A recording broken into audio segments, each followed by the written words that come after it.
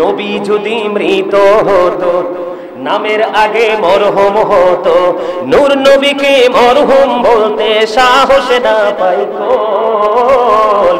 দুজাহানে নাই কেহ তাহার সমতুল, বলে দুজাহানে নাই কেহ তাহার সমতুল।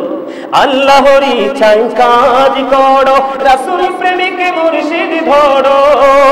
আল্লাহর ইচ্ছায় কাজ করো, রাসূল প্রেমিক মুর্শিদ ধরো। দুজাহানের সুখের ভান্ডার তোমায় দিয়েছি। মুসলিম নামে এই কথাটি কয়জন ভেবেছি, হায়রে কয়জন ভেবেছি।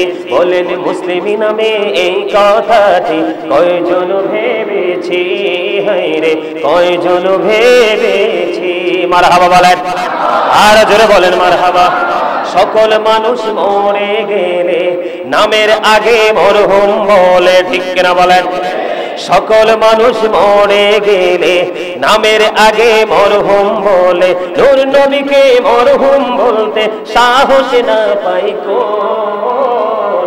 দুজাহানে নাই কেহ তাহার সমতুল, হায়রে দুজাহানে নাই কেহ তাহার সমতুল। মারহাবা, আর জোরে বলেন না মারহাবা। আমার প্রাণের নবীজি বললেন, আমি মেরাজের রজনীতে আমি নবীদের মধ্যে আমাকে দেখতে পেলাম। এর মধ্যে আল্লাহর হাবিব বলতেছেন, আমি মুসা কালিমুল্লাহকে দেখতে পেয়েছি, ওনার চুলগুলো কোকড়ানো। সুরকন্না সুবহানাল্লাহ। তাহলে নবীজি যে দেখেছে, নবীজি যে সশরীরে জিন্দা, এটার মধ্যে বিন্দু পরিমাণ কোনো সন্দেহ আসেনি? আরো জোরে বলেন না আসেনি? নবীজি যে সশরীরে জিন্দা, এটার মধ্যে বিন্দু পরিমাণ কোনো সন্দেহ নেই। তিনি বললেন, আমি মেরাজের রজনীতে নবীদের মাঝে আমি দেখতে পেলাম, আমি নিজেকে, আমি মুসা কালিমুল্লাহকে দেখতে পেলাম তিনি নামাজ পড়ে। আরো দেখতে পেলাম ওনার চুলগুলো কোকড়ানো। জোরে কন্যা সুবহানাল্লাহ। এরপরে আমার নবী বলেছেন, শুধু তাই নয়, আমি ঈসা রুহুল্লাহকে দেখতে পেলাম। জোরে জোরে কন্যা সুবহানাল্লাহ। ঈসা রুহুল্লাহকে আমি দেখতে পেলাম, তিনিও নামাজ পড়তেছেন। জোরে জোরে কন্যা সুবহানাল্লাহ। এরপরে তিনি বলেছেন, আল্লাহর হাবিব সরকারে মদিনা তিনি বলেছেন, আমি ইব্রাহিম খলিলুল্লাহকে দেখতে পেলাম, দাঁড়িয়ে দাঁড়িয়ে নামাজ পড়তেছেন। জোরে জোরে কন্যা সুবহানাল্লাহ।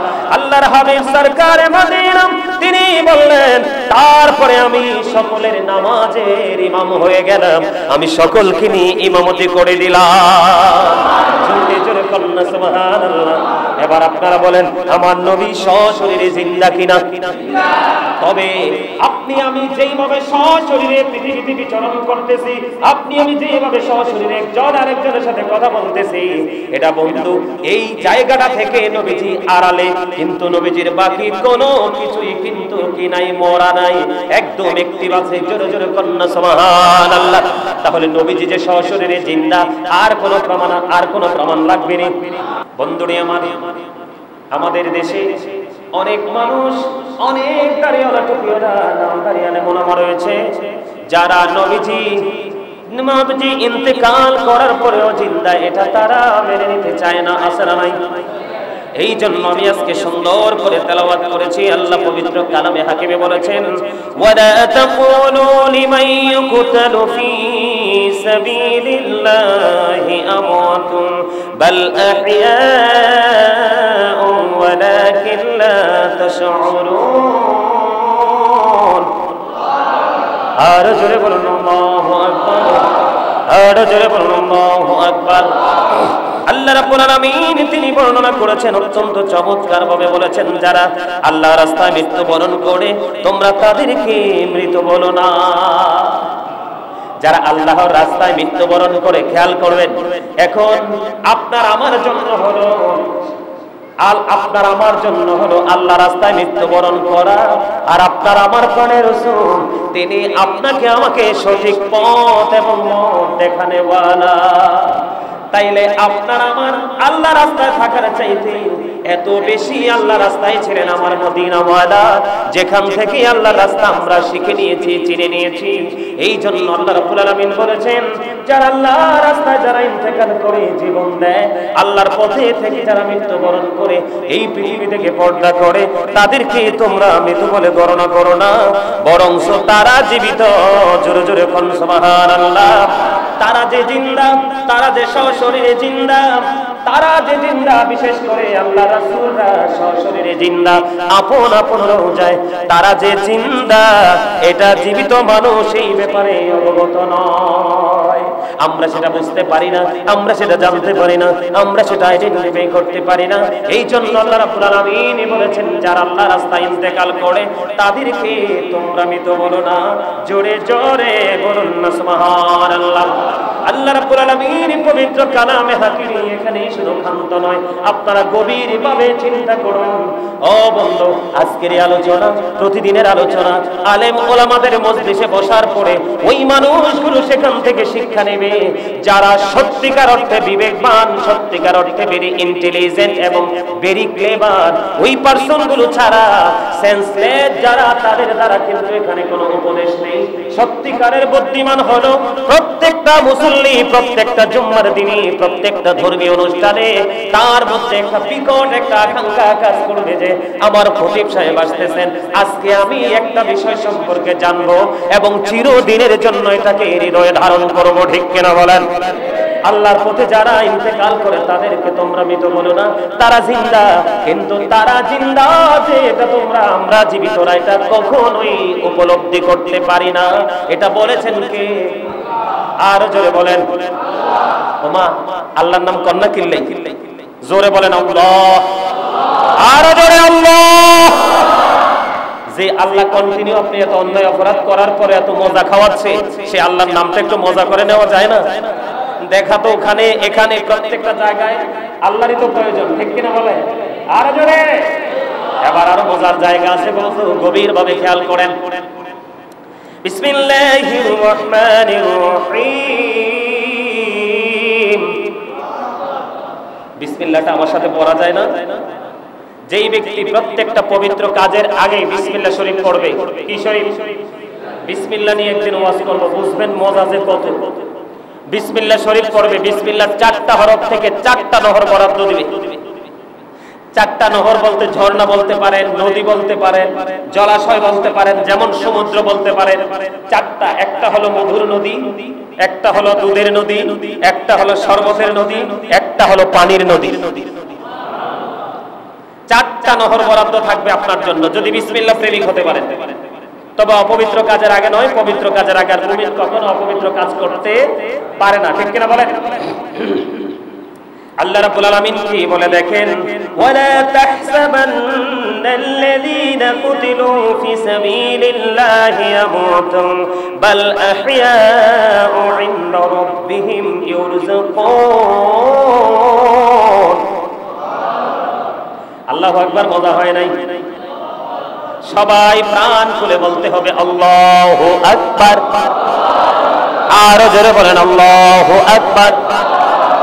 আওয়াজ তুলে মুখরিত করে বলতে হবে, কারণ আমার নবী বলেছেন, ও আল্লাহর প্রিয় বান্দা, আমার প্রিয় উম্মতেরা, তোমরা যখন জান্নাতের বাগানে যাও তখন তোমরা জান্নাতের বাগান থেকে ফল খেয়ে নাও। ইয়া রাসূলুল্লাহ, ইয়া হাবিবাল্লাহ, নবী গো, ও প্রাণের নবী গো, এই জান্নাতের বাগানের ফলটা কি? আমার নবীজি বললেন, সুবহানাল্লাহ ওয়ালহামদুলিল্লাহ লা ইলাহা ইল্লাল্লাহ, সুবহানাল্লাহ ওয়ালহামদুলিল্লাহ লা ইলাহা ইল্লাল্লাহ, লা ইলাহা ইল্লাল্লাহ, লা ইলাহা আরশ কুরসি লৌহ কলম সৃষ্টি যাহার ওসিলানি, যে আল্লাহ খুশি হইয়া নাম রাখিলেন হাবিবুল্লাহ, সুবহানাল্লাহ আলহামদুলিল্লাহ সুবহানাল্লাহ আলহামদুলিল্লাহ লা ইলাহা ইল্লাল্লাহ লা ইলাহা ইল্লাল্লাহ মুহাম্মাদুর রাসূলুল্লাহ সাল্লাল্লাহু আলাইহি ওয়াসাল্লাম। বন্ধুরে আমার আল্লাহ কি বলেছেন? ওয়ালা তাহসাবান্নাল্লাযীনা কুতিলু ফি সাবিলিল্লাহি আমওয়াতান বাল আহইয়াউ ইনদা রাব্বিহিম ইউরযাকুনা ফারিহিনা বিমা আতাহুমুল্লাহু মিন ফাদলি। জোরে জোরে বলুন আল্লাহু আকবার। আল্লাহ রাব্বুল আলামিন বলে দিয়েছে, যারা আল্লাহর রাস্তায় নিহত হয়েছে তাদেরকে মৃত বলে তোমরা ধারণা করিও না। জোরে জোরে কন্যা সুবহানাল্লাহ। আল্লাহ রাস্তায় যারা ইন্তেকাল করেছে তাদেরকে তোমরা মৃত বলে ধারণা করিও না। ও বন্ধু, তারা জীবিত। সবচেয়ে মজার বিষয় হলো ইনদা রাব্বিহিম ইউরযাকুন, তারা শুধু জীবিত নয়, তারা আল্লাহর কাছ থেকে রিজিক প্রাপ্ত। ইনদা রাব্বিহিম ইউরযাকুন, দি রিসিভ ফুড ফ্রম আল্লাহ। আল্লাহ রাব্বুল আলামিন বলতেছে, আল্লাহর পথে যারা ইন্তেকাল করেছে তাদেরকে তোমরা মৃত বলো না, তারা জিন্দা, তারা আল্লাহর পক্ষ থেকে তারা খাবার পায়। জোরে জোরে বলেন না সুবহানাল্লাহ। এরপর আল্লাহ রাব্বুল আলামিন আরো বলেছেন, ফারিহিনা বিমা আতাহুমুল্লাহু মিন ফাদলিহি, আল্লাহ তার করুণা হতে তাদেরকে যা দেন এর উপর তারা আনন্দিত। তাদেরকে আল্লাহ রাব্বুল আলামিন জান্নাত দিয়েছে, আল্লাহ রাব্বুল আলামিন তাদেরকে সশরীরে জিন্দা রেখেছে। আমার আল্লাহ তাদের জন্য জান্নাত থেকে খাবার বরাদ্দ দেয়। এটা পেয়ে আল্লাহর প্রিয় যারা তারা আনন্দিত। এই যে আমি আয়াত পড়েছি, দুইটা আয়াত, এখানে কলম বসাবার মতো পৃথিবীতে কোনো আলেম নয়, কোনো ডক্টর নয়, এটা 100% নিখুঁত সত্য। তাহলে নবীজিকে জিন্দা বলা যাবে কি যাবে না? আর জোরে বলেন না, যাবে কি যাবে না? আমি আপনাদেরকে দলিল দেই বন্ধু। এবার একটু হাদিস শরীফের দিকে আমি যাব আপনাদেরকে নিয়ে। ও বন্ধু, মজার খবর আপনারা একটুখানি শুনবেন। ও বন্ধু, হযরতে আবু সাঈদ ইবনে আব্দুল আজিজ রাহমাতুল্লাহ আলাইহি থেকে রাদিয়াল্লাহু তাআলা আনহু থেকে বর্ণিত, তিনি বলেছেন, ইয়াজিদ বাহিনী যখন হাররার ঘটনা ঘটিয়েছে, আপনারা জানেন কিনা জানি না, 61 হিজরিতে কারবালা হয়েছে, 63 হিজরিতে তারা হাররার ঘটনা ঘটিয়েছে। গভীর মনোযোগ। নবীজি যে জিন্দা তার অন্যতম প্রমাণ হলো আজকে হাদিস শরীফ। বন্ধু, হাররার ঘটনা ঘটালো, বন্ধ মসজিদে নববীতে আযান দেওয়া বন্ধ করে দিল। এই মসজিদে নববীকে গোড়া রাস্তা বল বানিয়ে দিল, এটাকে পুরোপুরি অপবিত্র করে দিল। বন্ধু, তখন হযরতে সাঈদ ইবনে মুসাইয়াব রাদিয়াল্লাহু তাআলা আনহু মসজিদে নববীর অভ্যন্তরে ছিলেন। মসজিদে নববীর অভ্যন্তরে যখন আটকা পড়েছিলেন, তখন তিনি নামাজের সময়টা নির্ধারণ করতে পারছিলেন না। এখন কি কারণ? যেহেতু তারা মসজিদে আযান দেওয়া বন্ধ করে দিয়েছে, আযান নামাজ পড়া বন্ধ করে দিয়েছে, ঘোড়া রাস্তা বল বানিয়েছে। যেই মসজিদে নববীর মধ্যে নামাজ পড়লে 1 রাকাত নামাজ 50,000 রাকাতের সওয়াব পাওয়া যায়। জোরে জোরে বলুন না সুবহানাল্লাহ। ওই মসজিদে নববীর মধ্যে আযান দেওয়া বন্ধ করে দিয়েছে, আল্লাহর গোলামি জিকির করা বন্ধ করে দিয়েছে। 3 দিন পর্যন্ত সেই হাররার ঘটনা ঘটিয়েছিল। এই ইয়াজিদ বাহিনী মদ খাওয়া, জিনা করা, ব্যভিচার করা, এই সব কিছু বৈধ বলে ঘোষণা দিয়েছিল। তখন সাঈদ ইবনে মুসাইয়াব রাদিয়াল্লাহু তাআলা আনহু তিনি বললেন, আমি আটকা পড়েছিলাম, আমি আযানের সময় হয়েছে কিনা, নামাজের সময় হয়েছে কিনা আমি সেটা বুঝতে পারছিলাম না। এখন আমি কি করব সেটা আমি আইডেন্টিফাই করতে পারছিলাম না। ঠিক এমন সময়ে আমার প্রাণের নবীজির রওজা মোবারক থেকে আমার প্রাণের রাসূলের রওজা মোবারক থেকে গুনগুন গুনগুন প্রেমময় শব্দ শুনতে পেয়েছি। আর এই শব্দ দ্বারা আমি নামাজের সময় নির্ধারণ করেছি। জোরে জোরে বলুন না সুবহানাল্লাহ। তাহলে আমরা গর্ব করতে পারি কিনা বলেন? আরো জোরে বলেন, আমরা গর্ব করতে পারি কিনা? আরো জোরে বলেন। আমার নবীজি সশরীরে জিন্দা, তার আরেকটা প্রমাণ হলো আমার নবীজি যে মেরাজে গেছে, আপনারা তো জানেন। এখন মসজিদে যে আকসা বাইতুল মুকাদ্দাস, যেটা ইসরায়েলিরা ষড়যন্ত্র করতেছে, তাদের উপাসনালয় বলে দখল করতে চেষ্টা করতেছে, হাজার হাজার মুসলমানকে মারার চেষ্টা করতেছে এবং মারতেছে, গাজাকে পুরো ধ্বংসস্তূপে পরিণত করে দিয়েছে ওই ইহুদিরা। আমি আপনাদেরকে আজকে বলে দেই বন্ধু, যেহেতু ইহুদিদের প্রসঙ্গ এসেছে, বেঈমান কাফেরের প্রসঙ্গ এসেছে, আবার আল্লাহ পবিত্র কালামে হাকিমে স্পষ্ট করে বলে দিয়েছেন বন্ধু, ইন্নাল কাফিরিনা কানু লাকুম আদুওয়াম মুবিনা। আমার আল্লাহ বলেছেন, দা হেরিটেজ আর the eternal enemy of the believers. ঈমানদারদের প্রকাশ্য শত্রু হলো বেঈমান কাফেরেরা।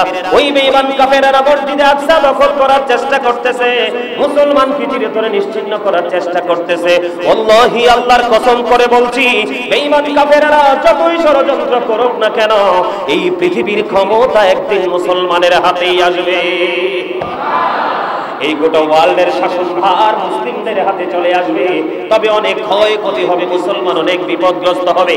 আমার আলোচনা সেই দিকে নয়, ওই যে মসজিদে আকসা, আল্লাহর হাবিব বলতেছেন, আমি মেরাজের রজনীতে, আমি নবী মেরাজের রজনীতে, আমি মেরাজের রজনীতে একদল নবীগণের মাঝে আমি নিজেকে দেখতে পেলাম। সুবহানাল্লাহ বলেন। কথা কি বুঝেননি? আমার নবীজি যে জিন্দা তার প্রমাণ দিচ্ছি, আপনারা বুঝতে হবে। শুধু ওয়াজ শুনলে চলবে না, এখান থেকে কোন বিষয়টা গুরুত্বপূর্ণ বুঝতে হবে। একটু আগে যে হাদিস শরীফ পড়লাম, সাঈদ ইবনে মুসাইয়াব রাদিয়াল্লাহু তাআলা আনহু মসজিদে নববীর মধ্যে আটকা পড়ে আছে। আজানের সময় কিভাবে পড়বে, কেমন করে পড়বে, সময় হয়েছে কিনা তিনি বুঝতে পেরেছিলেন না, কারণ তিনি অবরুদ্ধ ছিলেন। এই জন্য তিনি চিন্তা করতেছিলেন নামাজের সময় হয়েছে কিনা। তখন আল্লাহর হাবিবের পবিত্র জবানের গুনগুন শব্দ শুনতে পেয়েছি, রওজা থেকে গুনগুন শব্দ বের হয়ে এসেছে। এতে বোঝা যায় প্রাণের নবীজি রওজা মুবারকে জিন্দা। ঠিক কিনা বলেন? আরো জোরে। খবর মজা লাগে কি লাগে না? কার কার কাছে মজা লাগে দুই হাত তুলে দেখান, সোজা করে স্টেজ ফরওয়ার্ড ভাবে। নবী যদি মৃত হতো, নামের আগে মরহুম হতো, নূর নবীকে মরহুম বলতে সাহস না পাই কোল। দুজাহানে নাই কেহ তাহার সমতুল, বলে দুজাহানে নাই কেহ তাহার সমতুল। আল্লাহর ইচ্ছায় কাজ করো, রাসূল প্রেমিক মুর্শিদ ধরো। আল্লাহর ইচ্ছায় কাজ করো, রাসূল প্রেমিক মুর্শিদ ধরো। দুজাহানের সুখের ভান্ডার তোমায় দিয়েছি। মুসলিমি নামে এই কথাটি কয়জন ভেবেছি, হায়রে কয়জন ভেবেছি। বলেন মুসলিমি নামে এই কথাটি কয়জন ভেবেছি, হায়রে কয়জন ভেবেছি। মারহাবা বলেন, আর জোরে বলেন মারহাবা। সকল মানুষ মরে গেলে নামের আগে মরহুম বলে, ঠিক কিনা বলেন? সকল মানুষ মরে গেলে নামের আগে মরহুম বলে, নূর নবীকে মরহুম বলতে সাহস না পাই কোন। দুজাহানে নাই কেহ তাহার সমতুল, হায়রে দুজাহানে নাই কেহ তাহার সমতুল। মারহাবা, আর জোরে বলেন না মারহাবা। আমার প্রাণের নবীজি বললেন, আমি মেরাজের রজনীতে আমি নবীদের মধ্যে আমাকে দেখতে পেলাম। এর মধ্যে আল্লাহর হাবিব বলতেছেন, আমি মুসা কালিমুল্লাহকে দেখতে পেয়েছি, ওনার চুলগুলো কোকড়ানো। সুবহানাল্লাহ, সুবহানাল্লাহ। তাহলে নবীজি যে দেখেছে, নবীজি যে সশরীরে জিন্দা, এটার মধ্যে বিন্দু পরিমাণ কোনো সন্দেহ আসেনি? আরো জোরে বলেন না আসেনি? নবীজি যে সশরীরে জিন্দা, এটার মধ্যে বিন্দু পরিমাণ কোনো সন্দেহ নেই। তিনি বললেন, আমি মেরাজের রজনীতে নবীদের মাঝে আমি দেখতে পেলাম, আমি নিজেকে, আমি মুসা কালিমুল্লাহকে দেখতে পেলাম তিনি নামাজ পড়ে। আরো দেখতে পেলাম ওনার চুলগুলো কোকড়ানো। জোরে কন্যা সুবহানাল্লাহ। এরপরে আমার নবী বলেছেন, শুধু তাই নয়, আমি ঈসা রুহুল্লাহকে দেখতে পেলাম। জোরে জোরে কন্যা সুবহানাল্লাহ। ঈসা রুহুল্লাহকে আমি দেখতে পেলাম, তিনিও নামাজ পড়তেছেন। জোরে জোরে কন্যা সুবহানাল্লাহ। এরপরে তিনি বলেছেন, আল্লাহর হাবিব সরকারে মদিনা তিনি বলেছেন, আমি ইব্রাহিম খলিলুল্লাহকে দেখতে পেলাম, দাঁড়িয়ে দাঁড়িয়ে নামাজ পড়তেছেন। জোরে জোরে কন্যা সুবহানাল্লাহ। আল্লাহর হাবিব সরকারে মদিনা তিনি বললেন, তারপরে আমি সকলের নামাজের ইমাম হয়ে গেলাম, আমি সকলকে নিয়ে ইমামতি করে দিলাম। জোরে জোরে কন্যা সুবহানাল্লাহ। এবার আপনারা বলেন আমার নবী সশরীরে জিন্দা কিনা? তবে আপনি আমি যেইভাবে সশরীরে পৃথিবীতে বিচরণ করতেছি, আপনি আমি যেইভাবে সশরীরে একজন আরেকজনের সাথে কথা বলতেছি, এটা বন্ধু এই জায়গাটা থেকে নবীজি আড়ালে, কিন্তু নবীজির বাকি কোনো কিছুই কিন্তু কি নাই, মরা নাই, একদম অ্যাক্টিভ আছে। জোরে জোরে কন্যা সুবহানাল্লাহ। তাহলে নবীজি যে সশরীরে জিন্দা, আর কোনো প্রমাণ লাগবে না। আমি তারপর আপনাদেরকে প্রমাণ দিয়ে দেই বন্ধু। হযরতে আবু দারদা রাদিয়াল্লাহু তাআলা আনহু থেকে বর্ণিত, তিনি বলেন রাসূল সাল্লাল্লাহু আলাইহি ওয়াসাল্লাম ইরশাদ করেছেন, তোমরা জুমার দিনে বেশি বেশি করে দুরূদ পড়ো। ওমা সুবহানাল্লাহ বলেন না কিলে? দুরূদ শরীফ পড়ে যারা আশিকে রাসূল, বলেন মিলাদ শরীফ পড়ে যারা আশিকে রাসূল। যিনি হলেন আল্লাহ তাআলার, যিনি হলেন আল্লাহ তাআলার সৃষ্টি কুলের মূল, দুরূদ শরীফ পড়ে যারা আশিকে রাসূল, মিলাদ পড়ছে রব তাআলা, ঈমানদারির দল সে কাজ করছে নিরালা। বলেন দুরূদ পড়ছে রব তাআলা, ঈমানদারির দল সে কাজ করছে নিরালা। রহমতে পাবে ক্ষমা পাবে, রহমতে পাবে ক্ষমা পাবে বলেছে রাসূল, দুরূদ শরীফ পড়ে যারা আশিকে রাসূল। বলেন মিলাদ শরীফ, বলেন দুরূদ শরীফ পড়ে যারা আশিকে রাসূল। মারহাবা। দুরূদ is the most excellent prayer Muslim religion. ধর্মাবলম্বীদের জন্য গুরুত্বপূর্ণ মহা ইবাদত হলো নবীর প্রেমের দুরূদ। যেই দুরূদ না পড়লে আপনার নামাজ পর্যন্ত আল্লাহর কাছে পৌঁছাবে না। দুরূদ কিন্তু গুরুত্বপূর্ণ জিনিস। আল্লাহর রহমতের ফেরেশতাদেরকে নিয়ে দুরূদ পড়ে আল্লাহর হাবিবের উপর। জোরে জোরে বলুন সুবহানাল্লাহ। আপনার আমার প্রাণের রাসূল তিনি বললেন, তোমরা বেশি বেশি করে জুমার দিনে দুরূদ পড়ো, অধিক পরিমাণে দুরূদ শরীফ পাঠ করো, কেননা শুক্রবার দিনে বিশেষ ফেরেশতা পৃথিবীর জমিনে উপস্থিত হয়।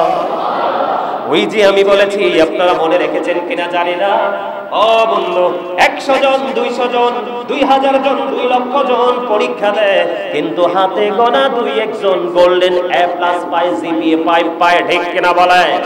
ঠিক আলোচনা যখন কোন মুসল্লিরা শুনতে আসে, সবাই কিন্তু আলোচনা নিয়ে আকাঙ্ক্ষিত নয়, সবাই সেটাকে চিরস্থায়ীভাবে ধারণ করতে প্রস্তুত নয়, অনেকেই ফর্মালিটি মেইনটেইন করে আসে। এই জন্য আমি আপনাদেরকে বলে দেই, আমি আসার পরে আপনাদেরকে বলেছিলাম জুম্মার দিনে সবার আগে আসো এবং সবার পরে বের হও, সবার আগে এসে প্রথম কাতারে বসো, তোমার আমলনামায় ওট কুরবানির সওয়াব চলে আসবে। আর যদি ধৈর্য ধরে তুমি যদি প্রতিজ্ঞা করো না, জুমার দিন আমার জীবনে স্পেশাল একটা নিয়ামত, আমি আসবো সবার আগে, সবচেয়ে সুন্দর পোশাক পরে সুন্দরভাবে সেজে গুজে বের হব আমি সবার পরে। আমার নবীজি বলে দিয়েছেন, তুমি যখন সবার পরে বের হবে, তোমার প্রত্যেকটা কদমে কদমে বাড়ি যাইতে যতগুলো কদম লাগবে, আমরা বাঙালি বলি কাইক, কি একটা কাইক, 2টা কাইক, 3টা কাইক, ঠিক কিনা বলেন? আমার বাড়ি চাইতে যতগুলো কাইক লাগবে, প্রত্যেকটা কাইকের বিনিময়ে, প্রত্যেকটা কদমের বিনিময়ে 1 বছর করে করে নফল ইবাদতের সওয়াব দেওয়া হবে। জোরে জোরে বলেন না সুবহানাল্লাহ। এই জন্য আমার আপনার প্রাণের রাসূল তিনি বলেছে, তোমরা জুমার দিন হলো বিশেষ দিন, এটা হলো গরিবের হজের দিন এবং মুমিনের ঈদের দিন। জুমার দিনে মুমিন যত বেশি খুশি হয় রে, পৃথিবীতে আর কেউ বন্ধু অত খুশি হয় না। বলে হুজুর কেন মুমিন এত খুশি হয়?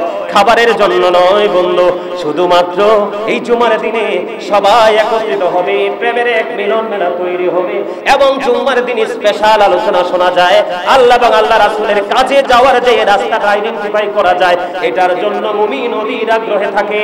যেই ব্যক্তি অধীর আগ্রহে থাকে সে হলো সচ্চা ঈমানদার, যদিও সে একজন পৃথিবীর দৃষ্টিতে নরমাল একজন রিকশা চালক।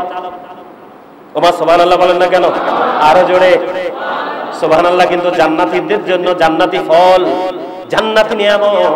নবীজি বলেছেন বেশি বেশি করে তোমরা দুরূদ পড়ো, কারণ শুক্রবার দিনে বিশেষ ফেরেশতা পৃথিবীতে উপস্থিত হয়।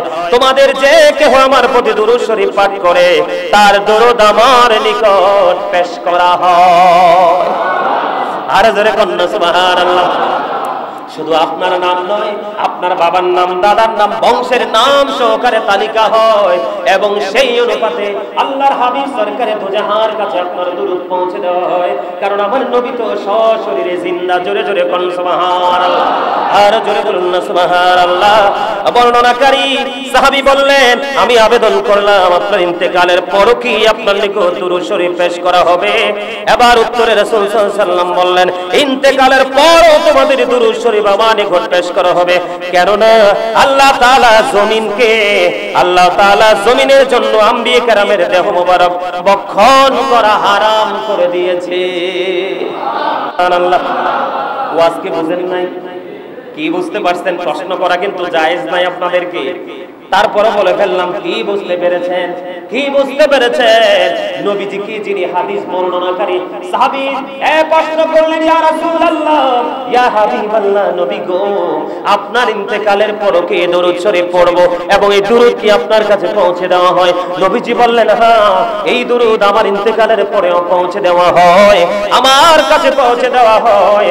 কারণ নবীদের দেহ মোবারক বক্ষণ করা, নবীদের রাসূলদের দেহে মাটির জন্য টাচ করা আমার আল্লাহ হারাম করে দিয়েছে।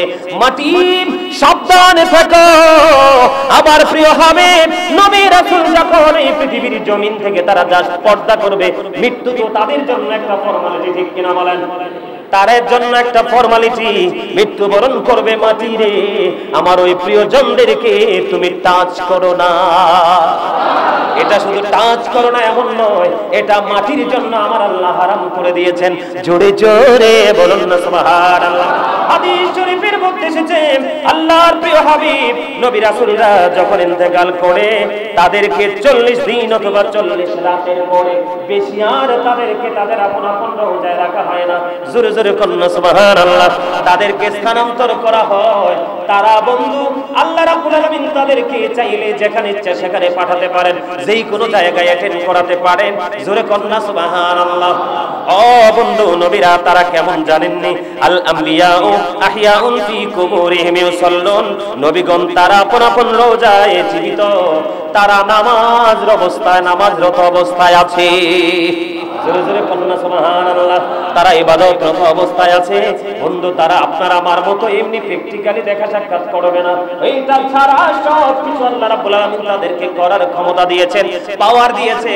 হাদিস শরীফের মধ্যে এসেছে 40 দিন অথবা 40 রাতের পরে তাদেরকে আর তাদের এই রওজায় রাখা হয় না, তারা তাদেরকে বিভিন্ন জায়গায় স্থানান্তর করা হয়।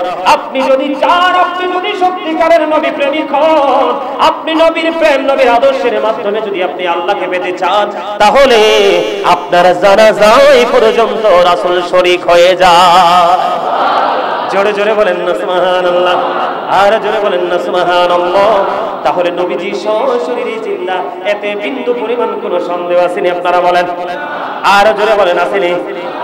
আরো জোরে।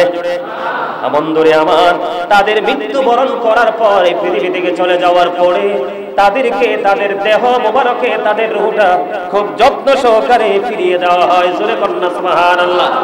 আপনারা যদি সত্যিকারের নবী প্রেমিক হন, ওলি প্রেমিক হন, আমি আপনাদেরকে বলে দিতে চাই, আপনারা একটু গভীরভাবে খেয়াল করবেন। ছোট্ট করে বলে দিতে চাই, আপনি যদি মুমিন হয়ে কবরে যান, আপনার ইন্তেকালের পরে বন্ধু আপনার কবরটা দৈর্ঘ্যে প্রস্থে 70 গুণ প্রশস্ত হয়ে যাবে, নূরের আলোয় আলোকিত করা হবে এবং আপনাকে নতুন বরের মতো ঘুম পাড়িয়ে দেওয়া হবে। এটা হাদিস শরীফ। জোরে কন্না সুবহানাল্লাহ। সম্মানিত উপস্থিতি, গতকালকে টিভিতে দেখলাম মাইকে ঘোষণা দিয়ে হোমনাতে 4টা মাজার ভাঙা হয়েছে। কয়টা মাজার? একটা মাজারে আগুন দেওয়া হয়েছে, একবারে পুড়িয়ে ছাই করে দেওয়া হয়েছে মাইকে ঘোষণা দিয়ে। নাউজুবিল্লাহ বলবেন না? আর জোরে বলেন। আল্লাহর হাবিব বলেছেন, একটা সাধারণ মানুষ যার জীবনে নামাজ ছেড়ে দেওয়া ছিল, সুদ ছিল, ঘুষ ছিল, অন্যায় ছিল, অপরাধ ছিল, বিভিন্ন রকমের অপরাধের সাথে যুক্ত ছিল, একেবারে অতি সাধারণ মুসলমান, একজন সাধারণ মুসলমান যদি ইন্তেকাল করে, ইন্তেকাল তাকে কবরে রাখার পরে জীবিত মানুষ, এটা গভীর খেয়াল করে বুঝবেন। কারণ আপনাদের পাশে একটা গণকবর আছে, আছে না নাই? এটা আপনাদের মাথায় রাখতে হবে সবাইকে। আল্লাহ রাসূল বলেছেন একটা কবরের উপরে বসার চাইতে, খেয়াল করেন, একটা কবরের উপরে বসার চাইতে একজন মানুষের শরীরে আগুন লাগিয়ে দেওয়া। আগুন লাগলে কি জামাটা পুড়ে যাবে না? জামাটা পুড়ে যাবে। জামাটা পুড়ে তার শরীরের চামড়াটা পুড়ে যাওয়া তার জন্য অনেক উত্তম একটা কবরের উপরে বসার চাইতে। সুবহানাল্লাহ বলবেন না? এখানে কি মুসলমানের ইজ্জত বেশ বাড়লো না কমলো? মানে আপনার শরীরে আগুন লাগিয়ে দেওয়া, আগুন লেগে জামা পরে যাওয়া, চামড়া পরে যাওয়া, বডি পরে যাওয়া আপনার জন্য অনেক উত্তম একজন সাধারণ মুসলমানের কবরের উপরে বসার চাইতে। তাহলে একজন আল্লাহর ওলির মাজারে কিভাবে আগুন দেয়? নাউজুবিল্লাহ বলবেন না? আরো জোরে বলেন। আমি একটু আগে বলছি না, যারা আল্লাহর পথে জীবন দেয় তারা জিন্দা, এই সম্পর্কে জীবিতরা অবগত নয়। আল্লাহ তাদেরকে জান্নাত থেকে খাবার পর্যন্ত বরাদ্দ দেয়। জোরে কোন সুবহানাল্লাহ। এটা কোরআন থেকে প্রমাণ, হাদিস না। তো এই জন্য আমি আপনাদেরকে বিনীতভাবে অনুরোধ করব, আপনারা যারা আছেন এলাকাবাসী শোনেন, এই দেশে যারা আজকে গুন্ডামি করতেছে, মাজার পোড়াচ্ছে একজন ব্যক্তিকে ইস্যু করে, একটা যেই কোনো ইস্যু তারা তৈরি করছে কৌশলে, তারা কিন্তু আসলে কোনো দলের নয়, তারা উগ্র, তারা জঙ্গিবাদ কায়েম করতে চায় বাংলাদেশে। কথা কি বুঝতে পারছেন? এরা জঙ্গি, উগ্র। আপনার এলাকায় যদি একজনও থাকে সবাই মিলে তাকে প্রতিহত করবেন, এটা আমার আদেশ। একজনও যদি থাকে তাকে প্রতিহত করবেন, কারণ সেই কিন্তু আপনার এই সমাজকে অশান্তিকর, অস্থিতিশীল করার জন্য ভূমিকা রাখবে। সে আপনার মাঝে থেকে আপনার তথ্য, আপনার সব দুর্বল জায়গা সে খুঁজে বের করবে, বের করে সুবলটা মারবে। ঠিক কিনা বলেন? মনে রাখবেন, আজকে যে মসজিদে নামাজ পড়তেছি সেটা আল্লাহর ওলিদের অবদান। কথা বলেন না কেন? আজকে যে পাঞ্জাবি পরা, টুপি পরা, নামাজ পড়া শিখেছে আল্লাহর ওলিদের অবদান। এই দেশে কোনো আল্লাহর ওলি নবী আসে নাই, আসছে? কথা বুঝেন, আসছে? কখনো এই দেশে নবী আসে নাই, আল্লাহর ওলিরা এই ইসলাম কায়েম করেছে। আমরা আজকে তাদের দ্বারা ইসলাম পেয়েছি। আমরা যদি তাদেরকে আমরা সম্মান করতে না পারি, আমরা ধ্বংস হয়ে যাব। আল্লাহর প্রিয় লোকদের আলোচনা করাও সাধারণ মানুষের জন্য ইবাদত। আরো যারা বলেন। এই জন্য আমি আমার এই বার্তাটা যার কাছে যাবে সবাই বেশি বেশি করে এটা শেয়ার করে দিবেন যে গাজী সুলাইমান আল কাদরি হুজুর এই কথা বলেছে। আপনারা সবাই সব সময় সচেতন থাকবেন, সোচ্চার থাকবেন। আমাদের আশেপাশেও কিন্তু অনেক আল্লাহর ওলি আছে, সত্যিকার অর্থে কিন্তু এরা কোনো দলের নয়। এখন বাংলাদেশের কোনো গার্জিয়ান নাই, কোনো অভিভাবক নেই, আমরা কিন্তু অভিভাবক শূন্য। যদি অভিভাবক থাকতো তাহলে কিন্তু আমাদের আজকের এই প্রতিকূল অবস্থা আমাদেরকে দেখতে হতো না। ঠিক কিনা বলেন? তা আমাদের যেহেতু অভিভাবক নেই, আমরা সবাই সম্মিলিতভাবে, ঐক্যবদ্ধভাবে আমরা প্রতিরোধ গড়ে তুলবো, প্রতিহত করব। কারণ আল্লাহর ওলিদেরকে ভালোবাসা, আল্লাহর ওলিদেরকে মহব্বত করা আল্লাহর কাছে পৌঁছাবার দলিল। সুবহানাল্লাহ বলেন না? এটা কি দলিল নয়? ফাদখুলি ফি ইবাদি ওয়াদখুলি জান্নাতি। এটা কি দলিল না আল্লাহ পাওয়ার? আল্লাহর ওলি কি মাধ্যম না? আল্লাহ বলেছেন, join with my dear people, come to my paradise. তোমরা আমার প্রিয় লোকেদের সাথে যুক্ত হও আর আমার জান্নাতে চলে আসো। জোরে কোন সুবহানাল্লাহ। আল্লাহ বলেছেন, ইয়া আইয়ুহাল্লাযীনা আমানুত্তাকুল্লাহা ওয়াবতাগু ইলাইহিল ওসিলা। আল্লাহ ইমানদারকে ডাক দিয়ে বলেছেন, হে ইমানদারগণ, তোমরা আল্লাহকে ভয় করো এবং আল্লাহকে পাওয়ার জন্য তোমরা উসিলা খোঁজো। সেই উসিলা হলো হক্কানি আলেম এবং হক্কানি আল্লাহর ওলিরা। আল্লাহ রাব্বুল আলামিন বলেছেন, ইয়া আইয়ুহাল্লাযীনা আমানুত্তাকুল্লাহা ওয়া কুনু মা'আস সাদিকিন। আল্লাহ বলেছেন, হে ইমানদারগণ, তোমরা আল্লাহকে ভয় করো এবং আল্লাহকে পাওয়ার জন্য তোমরা সত্যবাদীদের সাথে যুক্ত হও। জোরে জোরে কোন সুবহানাল্লাহ। কারণ যারা সাদিকিন তারাই সত্যিকার অর্থে আল্লাহকে ভয় করে। ইন্নামা ইয়াখশাল্লাহা মিন ইবাদিহিল উলামা। এই পৃথিবীতে যত মানুষ আছে একমাত্র সত্যিকার অর্থে আল্লাহকে ভয় করে একমাত্র হক্কানি আলেম ওলিরা। জোরে জোরে কোন সুবহানাল্লাহ। এই জন্য আপনাকে আমাকে হক্কানি আল্লাহর ওলিদের মাজার আমাদেরকে সুরক্ষিত করতে হবে। আর আমাদের মধ্যে যারা সত্যিকারের নবী প্রেমিক, ওলি প্রেমিক, তাদের সাথে কেউ বিদ্বেষ করতেছে কিনা, তাদের ক্ষতি করার চেষ্টা করতেছে কিনা, সেটার জন্য কিন্তু আমরা সবাইকে ঐক্যবদ্ধ হয়ে সোচ্চার থেকে আমাদের এই দেশের অবস্থা কিন্তু এমন থাকবে, প্রত্যেকটা জ্বালাও পোড়াও, প্রত্যেকটা অন্যায় অপরাধের কিন্তু পাই টু পাই করে এই দেশের মানুষ হিসাব নিবে। ঠিক কিনা বলেন? শুধু একটা দলীয় সরকার ক্ষমতায় আসুক, তারপরে দেখা যাবে কার গায়ের জোর কত। ঠিক কিনা বলেন? আরো জোরে বলেন। আমি আপনাদেরকে বিনীতভাবে অনুরোধ করব, পথ চলার ক্ষেত্রে আপনার নিজের জন্য, আপনার ফ্যামিলির জন্য হলো সর্বোচ্চ সচেতনতা অবলম্বন করতে হবে। ঠিক কিনা বলেন? সম্মানিত উপস্থিতি, নবীজি সশরীরে জিন্দা, এটা সুন্নি জামাতের আকীদা। আর যারা এটাকে 100% বিশ্বাস করবে তারাই সত্যিকারের ঈমানদার, আর যারা বিশ্বাস করবে না তারা ঈমানদার নয়। আল্লাহ আমাদেরকে সত্যিকারের বিশ্বাস নিয়ে, প্রেম নিয়ে বাঁচার তৌফিক দান করুক। সকলে বলুন আমিন। এই বলে আমি আমার সংক্ষিপ্ত আলোচনা শেষ করেছি। আখিরি দাওয়ানা আলহামদুলিল্লাহি রাব্বিল আলামিন।